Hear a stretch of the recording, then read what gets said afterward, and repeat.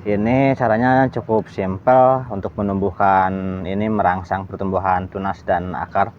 Ini saya cuman pakai lumayan juga akarnya.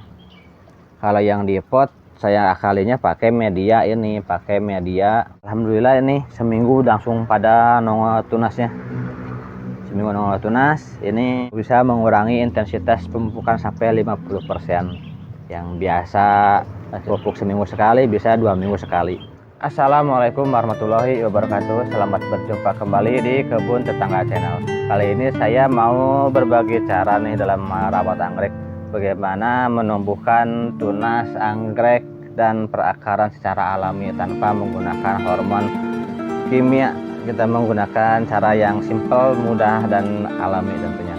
Bagaimana caranya? Cukup mudah, tinggal di klik aja tombol subscribe-nya buat yang belum subscribe, dan juga jangan di skip videonya biar gak terlewat step by step. Ini saya ada anggrek dendrobium. Ini usia 1 bulan nih kurang lebih pasca saya repotting. Akarnya udah begini lumayan. Sini juga udah nemu-nemu lagi akar, tunasnya udah segini. Ini caranya cukup simpel untuk menumbuhkan ini, merangsang pertumbuhan tunas dan akar.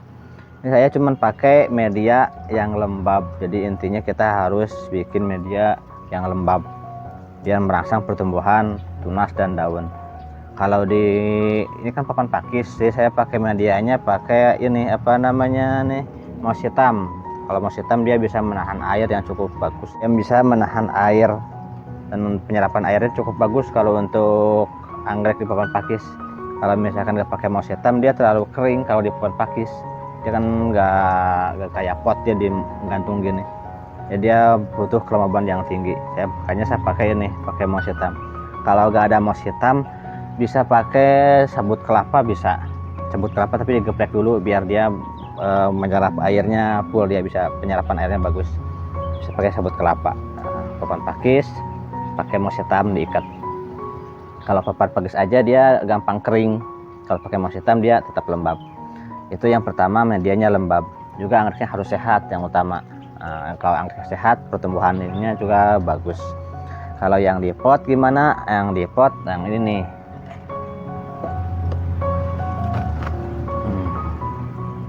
Kalau yang di pot ini juga lumayan. Nah, sebelah sini udah pada nongol ininya, tunasnya. Ini ada 3, 1, 2 sebelah sini tengah. Susah ya. Ini ada 3 nih, 1, 2 datang 2, 3. Ada 3 tunas. Akarnya udah lumayan juga akarnya. Kalau yang di pot saya akalinya pakai media ini, pakai media arang plus daun kaliandra. Karena daun kaliandra itu penyerapan airnya cukup bagus untuk daun kaliandra.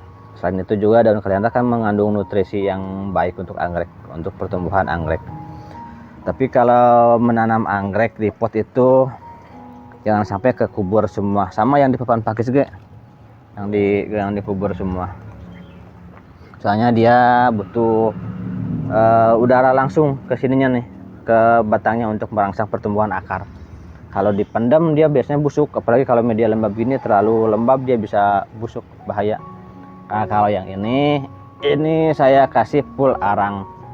Soalnya potnya kayak begini, dia gak ada lubang di samping. Kalau yang standar kan begini buat pot anggrek nih, banyak lubang di samping. Ini kebetulan gak ada lubang di samping, jadi saya pakai full arang. Kalau pakai daun kaliandra, dioplos ke daun kaliandra, khawatirnya terlalu lembab dan itu bisa menyebabkan kebusukan di akar anggrek. Yang ini baru 2 minggu nih. Nah, 2 minggu sudah segini ininya, bakal tunasnya. Ini baru 2 minggu. Sebenarnya seminggu langsung nongol. Yang ini seminggu langsung tunas, seminggu pasca repotting langsung tunas. Yang ini juga sama. Ini seminggu pasca repotting langsung tunas. Ini yang sebulan lalu saya upload yang video yang ini nih, untuk anggrek ini. Sebulan udah segini. Kalau yang ini 2 minggu yang lalu saya repotting, saya upload juga videonya di sini untuk yang ini. Ini baru 2 minggu, bunganya masih bagus nih, masih bertahan. Satu udah layu. Kalau yang sebelah sini ini gak ada, belum numbuh tunas yang ini. Ini belum numbuh tunas. Soalnya dia juga numbuh dari atas. Ini udah nongol lagi nih. Ini belum tahu keki apa bunga, mudah-mudahan bunga nih. Saya harapin bunga. Soalnya kan ini udah numbuh tunas kalau anakan di atas, di bawah maksudnya. Yang di atas mudah-mudahan numbuh bunga lagi. Kelemahan di sistem lembab nih, medikasi media lembab itu di jamur. Di kelemahannya di jamur, gampang kena jamur. Makanya untuk mengantisipasi jamur kita rendam pakai larutan fungisida. Kalau saya pakai antrakol sebulan sekali, atau sekiranya kelihatan putih-putih itu kasih antrakol, saya direndam. Karena kan dia ada medianya lembab, direndam aja gini. Kasih 1 sendok makan untuk 10 liter air, campur air, ini direndam sampai serata bibir pot. Jangan kerendam semua, sampai rata bibir pot aja. Jadi saya campur antrakol dan insektisida, boleh decis, boleh alika, apa aja. Kurakron juga nggak masalah, yang penting sesuai dosisnya. Dosisnya yang tertera di label masing-masing insektisida. Dengan cara ini alhamdulillah ini seminggu langsung pada nongol tunasnya. Seminggu nongol tunas, ini sebulan segini. Kalau yang ini ya terus terang ini agak lambat pertumbuhan tunasnya dibanding yang lain, yang ini juga. Soalnya ini posisinya lagi aktif daun yang ini nih. Nah, pohonnya batang yang ini lagi aktif, mau berbunga. Ini masih perawan nih, belum berbunga. Ini udah tutup daun, dia mau berbunga. Jadi saya agak terlalu rangsang ke ini, ke tunas. Saya rangsang juga, ini udah dirangsang pakai 6 BAP. Kalau yang ini saya kasih 6 BAP, tetesin di sini untuk pasang pembungaan. Jadi biarpun pertumbuhan tunasnya agak lambat, tuh kayak ini nggak masalah. Soalnya lagi posisinya lagi persiapan untuk berbunga. Beda sama yang ini. Nah, yang ini udah habis berbunga. Pertumbuhan tunasnya cepat. 2 minggu udah segini. Seminggu ini udah nongol tunas. Ini usia 2 minggu, minggu keduanya udah segini, tunasnya juga lumayan gede. Mudah-mudahan bagus.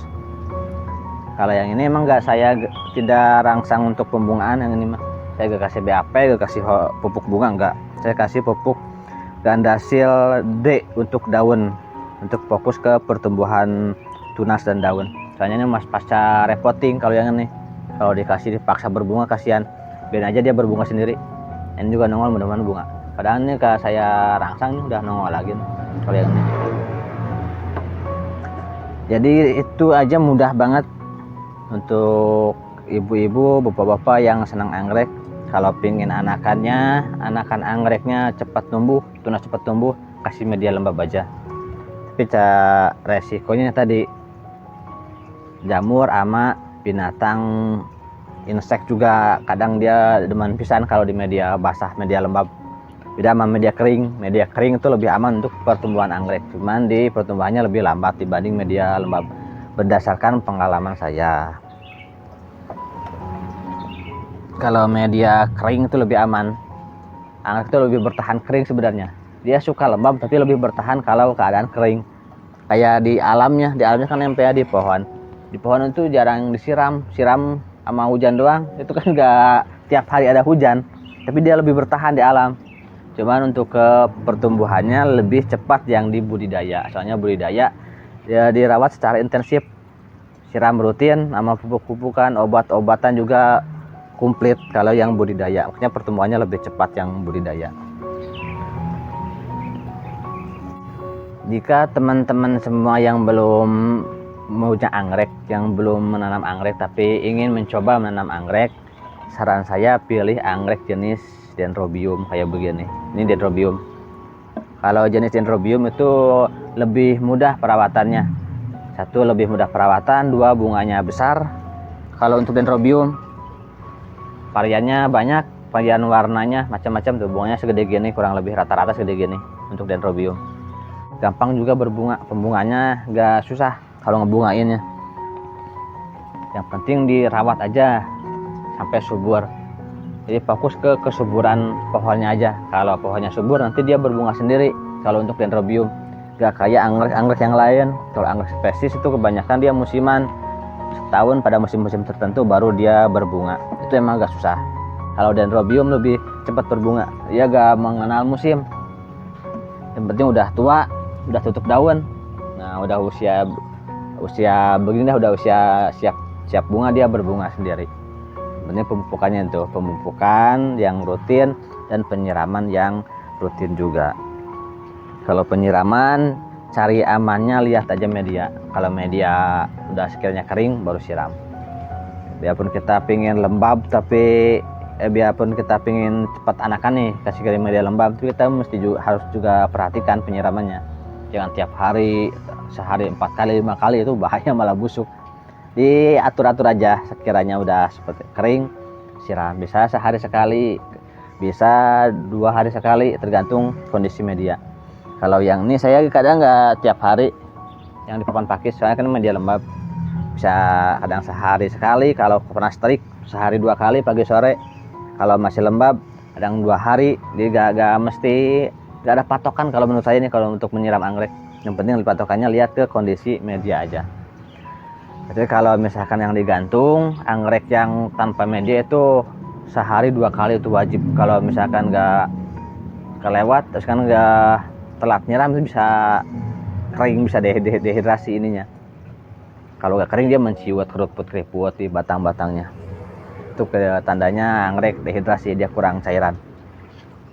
Kalau media lembab itu lebih aman, lebih simpel kalau menurut saya. Kalau buat yang sehariannya di rumah itu gak terlalu sulit menyiram anggrek tiap hari. Tapi kalau sambil kerja itu emang agak agak ngap juga sih, agak capek kalau kita nyiram tiap hari. Apalagi kalau sehari 2 kali, itu agak repot kalau yang buat sambil kerja yang sibuk. Jadi kalau saya nyamannya segini aja, kasih media lembab. Kalaupun nggak kesiram, lupa nyiram, atau kita sibuk dengan kerjaan kita, dengan aktivitas kita, ini bisa lebih bertahan. Tapi itu pilihan ada di Anda juga. Bisa kasih media lembab, kasih media kering, gak masalah. Yang penting kita tahu kapan dia pingin disiram dan kapan dia jangan disiram. Untuk pemupukannya mudah, cari yang mudah-mudah aja, jangan yang sulit. Kalau saya pakai Gandasil D. Kalau untuk pertumbuhan tunas, kalau kita kita memacu pertumbuhan tunas, Gandasil D disemprot aja. Gandasilnya disemprot, bisa direndam. Kadang sebulan sekali saya rendam. Untuk dicampur, dioplos Gandasil D sama fungisida plus insek, dioplos, direndam sampai bibir pot.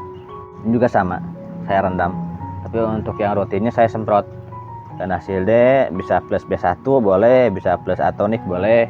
Yang penting yang masih kimia. Kalau kimia sama kimia digabung nggak masalah. Kalau kimia sama organik sebaiknya jangan digabung. Kalau misalkan punya VOC organik, jangan digabung sama kimia. Itu biasanya kurang bagus hasilnya. Kalau VOC, kalau mau pakai VOC, pakai pupuk organik, seminggu organik, seminggu kimia. Kalau mau dioplos, saya jangan gabung, rata-rata gitu biasanya. Kalau untuk dosisnya Gandasil D saya kasih 1 sendok teh untuk 10 liter. Jadi gak terlalu pekat, tapi kita sering seminggu sekali saya siram. Kadang saya 2 minggu sekali, selang seminggu pakai VOC, pakai pupuk cair. Seminggu pupuk cair, minggu berikutnya pupuk kimia. Dioplos biar lebih komplit unsur haranya. Kalau yang ini jarang-jarang dipupuk, gak masalah. Kalau untuk media pakai daun kaliandra, soalnya daun kaliandra udah ada nutrisi alami. Nah, ini bisa mengurangi intensitas pemupukan sampai 50%. Yang biasa pupuk seminggu sekali bisa 2 minggu sekali. Makanya ada di sini juga udah ada pupuknya, pupuk alami. Ini kelemahannya, itu kelebihannya nih. Kelemahannya ada juga.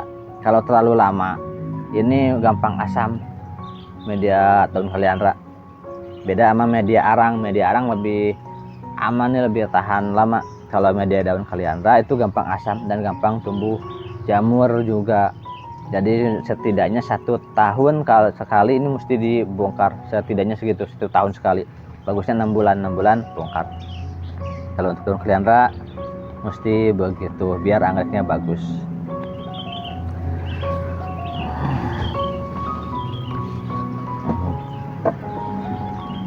Sekian saja dari saya untuk saat ini. Sampai jumpa di video berikutnya. Jangan lupa ditekan dulu tombol subscribe-nya buat yang belum subscribe. Wassalamualaikum warahmatullahi wabarakatuh.